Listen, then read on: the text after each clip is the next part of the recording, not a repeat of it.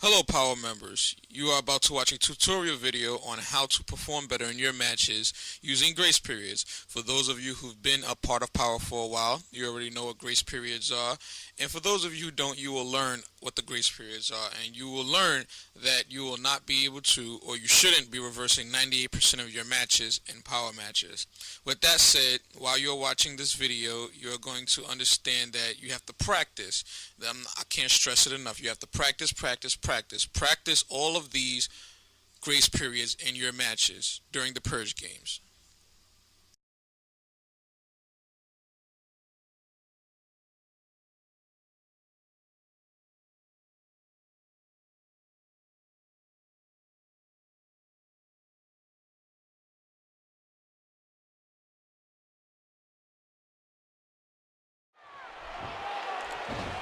First grace period is botches. This is a video game and it's very easy to mess up and botch when you're trying to do a combo, a move, or any kind of thing. One thing that I like to tell people to do is take advantage of botches, meaning don't try and make yourself look good. Allow your opponent to make you look good. If you make a mistake and you mess up, it makes sense for your opponent to take advantage of the situation. When you're wrestling, it's all about taking advantage of situations. Therefore, you don't need to reverse. Just let your opponent take advantage of the situation. Whoever you're around and you made the mistake on, allow them to take advantage of the situation. Because in an actual fight, if you make a mistake, that's your loss. Someone has to take up and take advantage of your mistake. They're going to get over on you. Not to say that you're going to lose, but just saying if you want to look good, don't make it obvious that you made a mistake. And by making it obvious, what you're going to wind up doing is trying to make yourself look better to overwrite that mistake. Really, you just got to let the person take over and make you look good.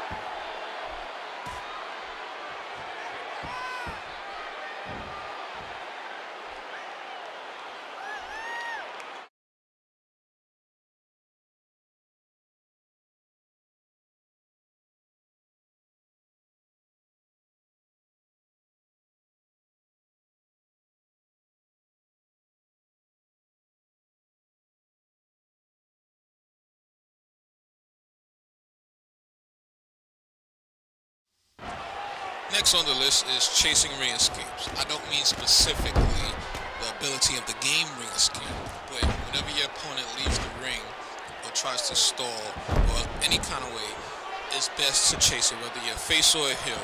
Don't leave your viewers sitting there watching and waiting for some action to happen. You guys gotta chase your opponent and either do it as a way to shift the momentum or as a way to make it make sense for your character. You should already know how to play with your character. You should already know your character's personality.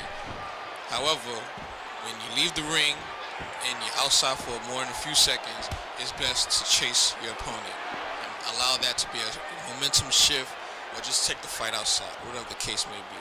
But chase ring escapes.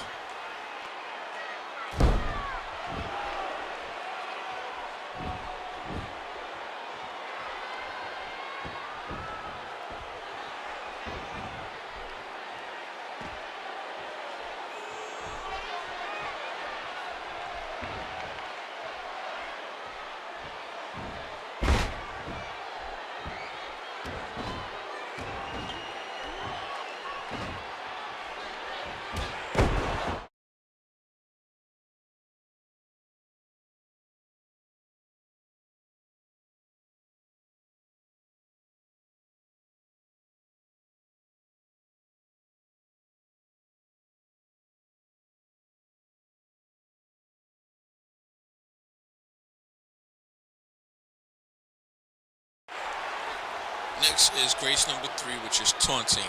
Now, first off, I want to tell all of you current people who use this grace period of taunting to stop using it to your advantage. It's used to kill time to allow your opponent to get up.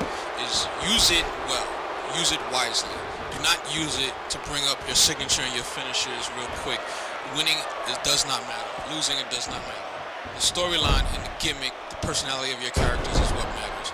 Taunt as your character should be taunted. If your character's not a cocky show-off, or your character's not arrogant, if that's not who your character is, stop taunting so much. If you're going to taunt, do it wisely so your opponent could get up and make a momentum shift. If it's going to be done with a momentum shift or as a reversal, do it for that signal. Don't do it to boost up your momentum to get a signature finisher. Some of you overly taunt.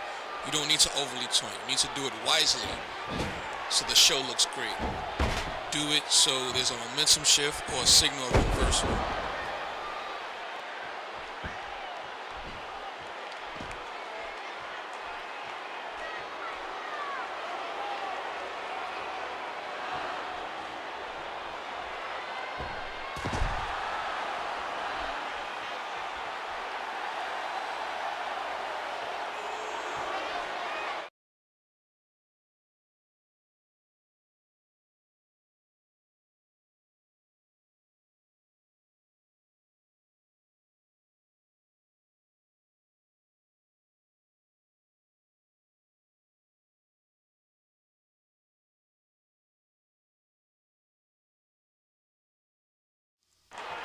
Next on the list is exposing turnbuckles.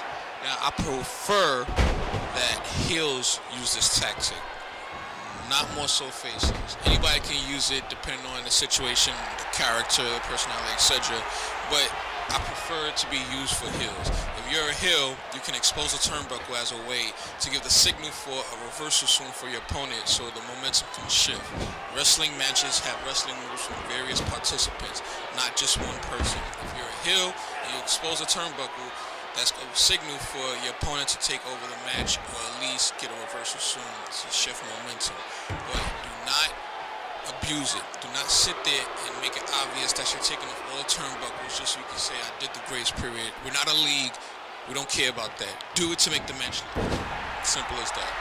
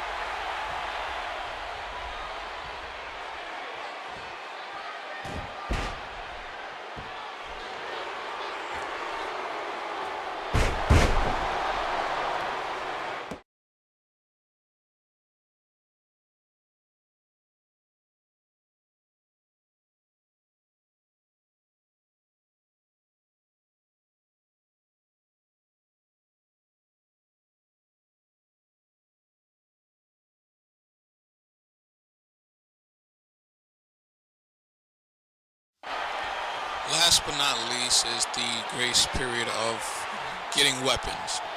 Now, when DQ is on, if you are in danger of being disqualified, then this actually works. If you're a heel, also, I would prefer you to do this. Not so much faces, but heels. You can get a weapon and make it seem like you're going to use it. 9 times out of 10, the referee is supposed to take it from you. If not, your opponent takes advantage and knocks you down, and there's a shift in momentum. This is a way to shift the playing field, or change the playing field, bring in a weapon, and have somebody to get distracted, etc., etc. Stuff like that. Just make the match look realistic, and this is one of the things that you can do, especially if you're playing as a heel. Other than that, you go on about your business and use various combinations of grace periods to make the match as a whole look good and make your character look good.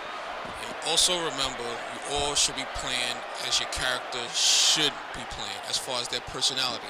If you know your character, you should have no problem playing how they should play, not by what moves and what characters you're trying to mimic in reality. Know your character.